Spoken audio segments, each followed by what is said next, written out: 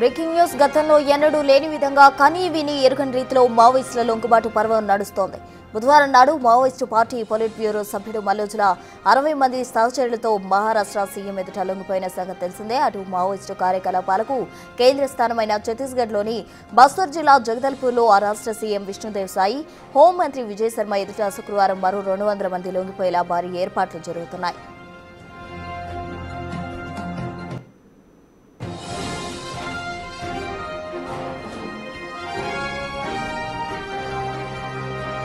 లొంగిపోతున్న వారిలో ఎవరున్నారో చూస్తే మ్యాట్ డివిజన్ కు చెందిన సుమారు 100 మంది మావోయిస్టులు ఉన్నారు.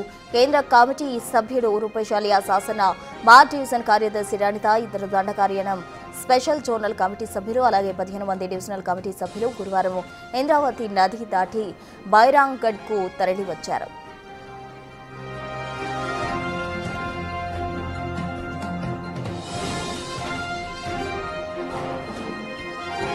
పదుల సంఖ్యలో మావోయిస్టులు నదిని దాటుతున్న దృశ్యాలు సోషల్ మీడియాలో వైరల్ గా మారాయి. వీరిని జగదల్పూర్ కు తరలించేందుకు పోలీసులు 4 బస్సులు ఏర్పాటు చేశారు. మరోవైపు బుధవారమే ఛత్తీస్గఢ్ కాంకేర్లోని కామ్తేరా బీఎస్ఎఫ్ క్యాంప్ కు చేరుకున్న మావోయిస్టు క్యాడర్ సైతం వీరితో జత కలిసింది. గురువారం రాత్రి 200 మందితో కూడిన ఈ బృందం జగదల్పూర్ చేరుకుంది.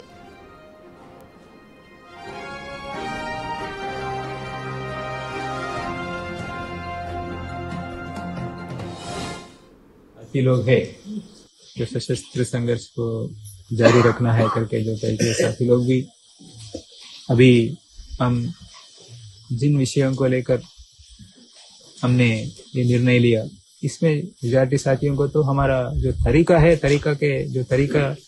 हमने लिया उस पर आपत्ति है, लेकिन वो तरीका किस स्थिति में हमने वो तरीका को अपनाया इसे समझना है करके मैं अपील कर रहा हूँ साथी लोगों को। आप लोग भी सोचना चाहिए, आप लोगों का सुरक्षा का चिंता जरूर है। हमें पहले हम बचना है, बाद में हम क्या करना है करके सोच सकते, जो मौका है उसको इस्तेमाल कर सकते हम। इसलिए सभी साथी लोग, और किसी साथियों को भी जानकारी भी नहीं है, वो साथी लोगों को भी जानकारी हो रहे, कुछ लोगों को दूसरे राज्यों में जो साथी लोग है ये तो इस प्रक्रिया के बारे में क्या हो रहे जानकारी भी नहीं है। अभी मीडिया के जरिए ये सब तो पता चलेगा, तब आप लोग भी अगर सोचने से इस प्रक्रिया में आना चाहे तो फिर क्या तरीका कुछ तो रहना चाहिए करके मैं सोच के मैं एक मेरा कांटेक्ट नंबर दे रहा हूँ। आप लोग इसमें कांटेक्ट कर सकते, कांटेक्ट करने से हम इसके ऊपर कोई कुछ भी आपको विचार भी बता सकते इसके ऊपर, और इस प्रक्रिया में आना चाहिए तभी आप लोग कांटेक्ट करने के लिए मैं नंबर दे रहा हूँ। मेरा कांटेक्ट नंबर है 6267138163, और एक बार दोहरा रहा हूँ 6267138163। इस पर आप लोग कांटेक्ट कर सकते, संपर्क कर सकते, मुझे ऐसा कोई कॉमरेड्स कांटेक्ट कर सकते करके मैं आशा कर रहा हूँ साथियों से। अपील ప్రెజెంట్ మావోయిస్ట్ లొంగుబాటు పర్వం కొనసాగుతోంది. దీనికి సంబంధించి తాజా అప్డేట్స్ అందించేందుకు మా అసోసియేట్ ఇన్పుట్ ఎడిటర్ నగేష్ సిద్ధంగా ఉన్నారు ఫోన్ లైన్లో. నగేష్ చెప్పండి, మొన్న మల్లోజులా లొంగిపోతేనే చాలా విమర్శలు వచ్చిన పరిస్థితి, ఇప్పుడు వాసన టీం కూడా లొంగిపోబోతున్నారు. దానికి సంబంధించి అన్ని ఏర్పాట్లు చేయడం జరిగింది ప్రభుత్వం. దీనికి సంబంధించి తాజా అప్డేట్స్ ఏంటి? సేమ్ మల్లోజుల వేణుగోపాల్ లాగానే ఆశన్న అలియాస్ రూపేష్ మీద కూడా సేమ్ విమర్శలు వస్తున్నాయి.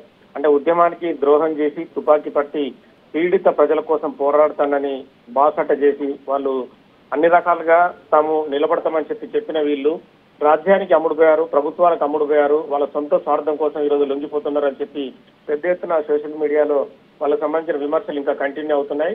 కానీ మావోయిస్ట్ పార్టీ మణిగడ సాధించలేదనేది క్లియర్ గా ఆచన్న తన ఇంటర్వ్యూలో చెప్పుకొచ్చాడు. తన నెంబర్ ని కూడా బయట ప్రజలకు ఇచ్చారు. అంటే తను లొంగిపోతున్న విధానం పైన ఎవరైనా ప్రశ్నలు అడగాలంటే ఖచ్చితంగా అడగచ్చు అని చెప్పి తన నెంబర్ ని బహిరంగంగానే ప్రకటించాడు. అంటే ప్రస్తుతం నడుస్తున్న రాజ్యాల తిరగవచ్చు, ప్రభుత్వాల తిరగవచ్చు, మావోయిస్టులు లొంగిపోవాల్సిన అవసరం కనిపిస్తుంది.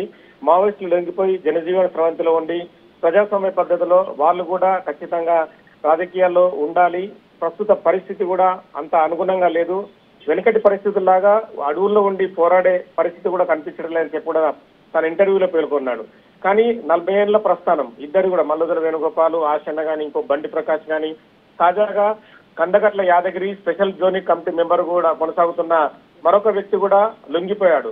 అంటే ఇతన్ని అధికారికంగా ప్రకటించాల్సి ఉంది. ఈ లొంగుబాట్లు అనేది మరో వారం రోజుల పాటు కూడా కంటిన్యూ అయ్యే అవకాశం కనిపిస్తుంది. అంటే మావోయిస్టు పార్టీ ఎప్పుడో 1970s లో ప్రారంభమై 50 ఏళ్ల ఘన చరిత్రలో ఈ రోజు మేజర్ లీడర్లు అయితే ఎవరైతే ఉన్నారో చాలా మంది మల్లోదర వేణుగోపాల్ కావచ్చు, ఇప్పుడు ఆశన్న కావచ్చు, బండి ప్రకాష్ కావచ్చు, కందగట్ల యాదగిరి, ఇప్పటికే నంబాల కేశవరావు గాని, మోడెం బాలకృష్ణ గాని ఎన్కౌంటర్లు అయిన పరిస్థితి.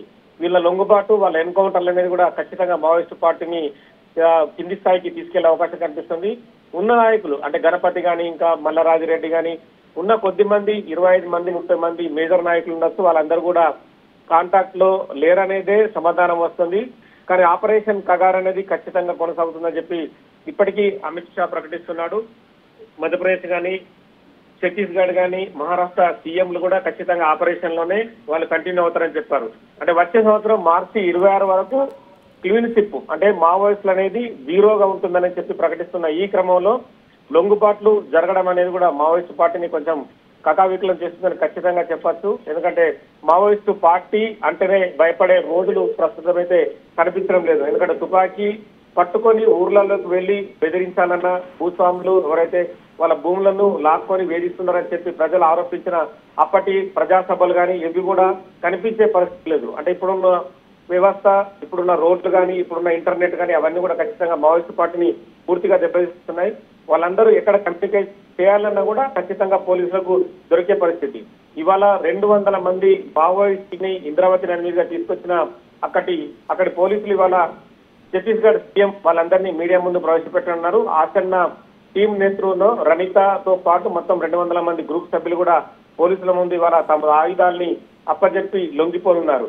ఇంకో 100 మంది కూడా ప్రస్తుతం ఉన్నట్టుగా తెలుస్తుంది. అందులో యాదగిరి గారిని, బండి ప్రకాష్ మందమరి అంటే ఆదిలాబాద్ జిల్లా పూర్వపు జిల్లా మందమరి నుంచి అతను టీకాస నేతగా ఎదిగాడు. 40 ఏళ్ల ప్రస్థానంలో రకరకాలుగా తన ఉద్యమాన్ని కొనసాగించాడు.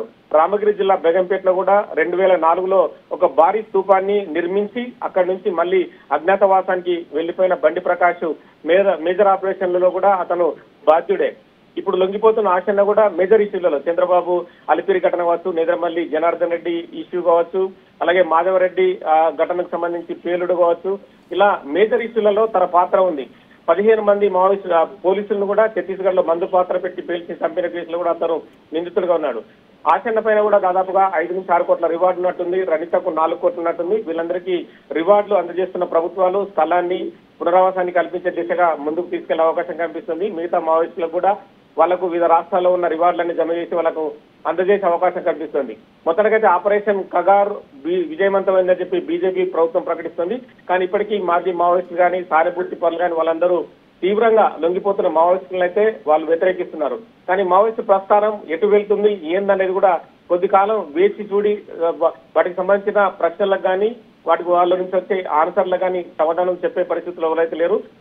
పౌరకుల సంఘాలు కూడా ప్రస్తుతం అయితే మౌనం వహిస్తున్నాయి. లొంగుబాట్ల తర్వాత ఏ ఒక్క పౌరకుల సంఘ నేత కానీ, ప్రజా సంఘ నేతలు కానీ ప్రస్తుతం అయితే నోరు విప్పడం లేదు.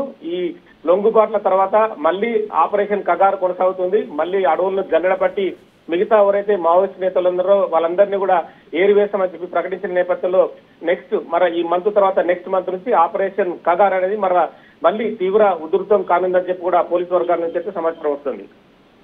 Right Nagesh, thank you.